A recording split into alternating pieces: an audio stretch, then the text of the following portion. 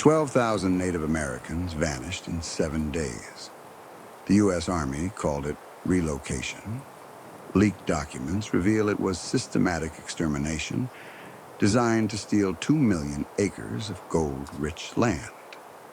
What I'm about to show you isn't just hidden history. It's ongoing genocide, covered up for 148 years, with the same families who profited, then still controlling the mining rights today. My name is Corelli. For 8 months, I've been investigating what may be the largest mass murder in American history. 2 people are dead for trying to expose this truth. Tonight, you'll understand why their sacrifice matters. Whispering Valley, Montana. Today, it's a scenic overlook where families take photos and hikers enjoy peaceful trails. 148 years ago, it was a killing field. History books mention the Whispering Valley relocation in exactly 1 sentence. 3 tribes were peacefully relocated to reservation lands in accordance with federal Indian policy. The reality? 3 entire tribes, the Northern Blackfoot, Mountain Crow, and River Assiniboine, 12,000 men, women, children, and elders, were marched into a canyon and machine-gunned by Gatling guns positioned on the ridges above. Not a single survivor, not a single grave marker, not a single mention in any official military report. But the gold they died for? That's been flowing into the same family bank accounts for nearly 150 years. August 2021. The Morrison Creek wildfire tears through 50,000 acres of Montana wilderness. What drought and erosion had hidden for over a century was suddenly exposed. A mass grave containing thousands of human remains. But these weren't casualties of the wildfire. Carbon dating would later confirm what the bullet holes in their skulls already revealed. These people died in late 1876. Within hours of the discovery, federal agents had declared the area a biological hazard and banned all access. The official explanation? Potential anthrax contamination from old livestock graves. There were no livestock graves. There never had been. But forensic anthropologist Dr. Maria Clearwater had already been on site for 6 hours. What she documented in that time would expose the largest cover-up in the American West. Dr. Maria Clearwater, 52 years old, 27 years of forensic experience, Blackfoot heritage. She'd been waiting her entire career for evidence of what her grandmother's stories had always claimed. This isn't random violence. The positioning is too deliberate. Families grouped together, children still holding on to parents. This was execution, not warfare. Dr. Clearwater worked for 6 hours documenting everything she could before federal agents forced her off the site. Her photographs reveal the horrifying truth. Systematic positioning of bodies consistent with mass execution. Bullet wound patterns matching military-grade weapons. Evidence of restraints on adult victims. But the most damning evidence wasn't the bodies themselves. It was what she found buried with them. U.S. Army buttons. Military-issued ammunition casings. And a leather portfolio containing handwritten orders signed by General William T. Sherman himself. 2 weeks after submitting her preliminary report to the Bureau of Indian Affairs, Dr. Clearwater went on her regular morning hike. She never came home. A hiking accident on terrain she'd walked for 20 years, in perfect weather conditions, on a trail she could navigate blindfolded. The coroner's report was sealed. The investigation was closed within 48 hours. Using Dr. Clearwater's hidden research and newly obtained Army correspondence, I've reconstructed what really happened in November 1876, Operation Golden Harvest. The U.S. Army's systematic plan to eliminate native populations from gold-rich territories across 7 states. The leaked orders are explicit. Complete removal of hostile populations from mineral-rich territories. No survivors, no witnesses, no records. This wasn't warfare. It was industrial extermination designed to clear valuable land for mining interests. I've cross-referenced every peaceful relocation from 1875 to 1878 with geological surveys of gold deposits. The correlation is perfect. Every tribe that was relocated happened to be living on land that contained millions of dollars in gold and silver. November 1876, Whispering Valley, 12,000 killed, $340 million in gold extracted December 1876.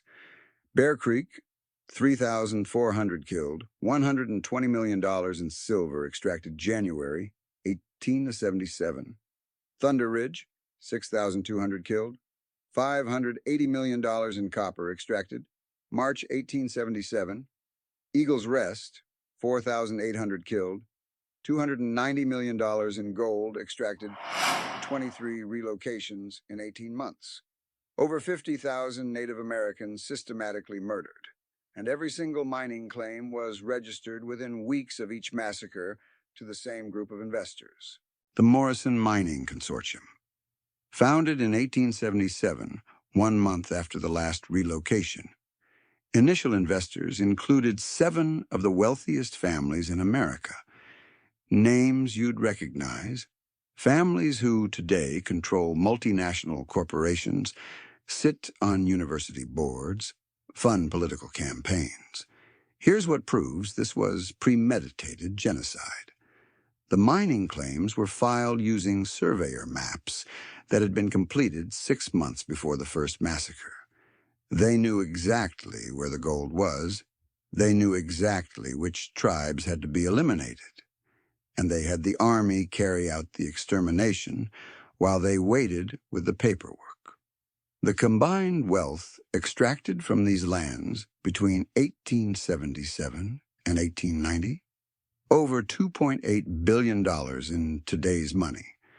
The reparations paid to surviving tribe members, $0.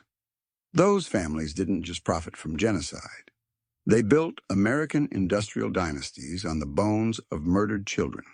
And today, 148 years later, they still control the mining rights to every acre of land where these massacres occurred. And that scenic overlook where you take family photos, built directly over the Whispering Valley mass grave. The hiking trail marked as Historic Battlefield. It's a massacre site where they've never removed the bodies. The mining museum that won't discuss what happened before 1880. It's owned by descendants of the original Morrison Consortium. I've obtained Federal Park Service documents showing 47 locations across Montana, Wyoming, and the Dakotas that are permanently restricted from archaeological excavation. The official reason? Environmental protection. The real reason? Every single location corresponds to a documented massacre site from Operation Golden Harvest. They've turned mass graves into tourist attractions and called it preserving natural beauty. They built shopping centers on burial grounds and called it economic development. They've erected monuments to the soldiers who carried out the massacres and called it honoring our veterans. Dr. Clearwater's complete research included evidence of 12 additional massacre sites that have never been investigated. Detailed maps showing the locations of mass graves containing thousands of remains. Photographic documentation of military artifacts buried with the victims. Chemical analysis proving the use of early biological weapons on native populations. All of it was seized by federal agents and classified under national security. All of it was officially destroyed in a records facility fire 6 months later. But Dr. Clearwater was smarter than they gave her credit for. She hid copies of everything and she left instructions that if anything happened to her, those copies would be released. 50,000 Native Americans were systematically murdered so that wealthy families could steal their land and extract billions in mineral wealth. Those same families are still profiting from that stolen land today. They've spent 148 years covering up the evidence, silencing witnesses, and turning mass graves into tourist destinations. Dr. Maria Clearwater died trying to give voice to the voiceless, to bring justice to the forgotten, to expose the truth. They've spent almost 150 years hiding. Every week, I'll be exposing more massacre sites, more evidence, more proof that American industrial wealth was built on genocide. But this isn't just about history. The descendants of these murdered families deserve to know where their ancestors are buried. They deserve reparations from the families who still profit from their stolen land. They deserve justice. If you have information about any of the families or locations I have mentioned, if you found artifacts or remains on your property, if you know stories passed down through your family, share this video. Document everything and never stop demanding answers. Because the moment we stop fighting for truth, the genocide continues.